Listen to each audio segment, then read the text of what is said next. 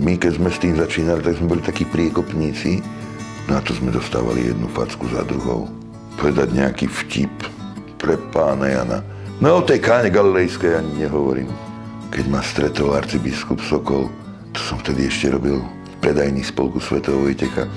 Akorát som zatváral, vychádzal som, zrazu pozerám, arcibiskup Sokol ku mne. Hovorím, sa otočil. Koho zdraví? A on došiel ku mne.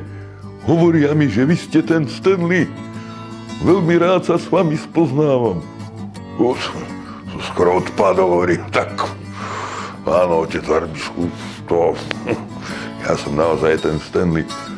No mám veľkú radosť, lebo takúto kopu sťažností mám na vás. Už z veľkého Stanleyho sa stal malý Stanleyško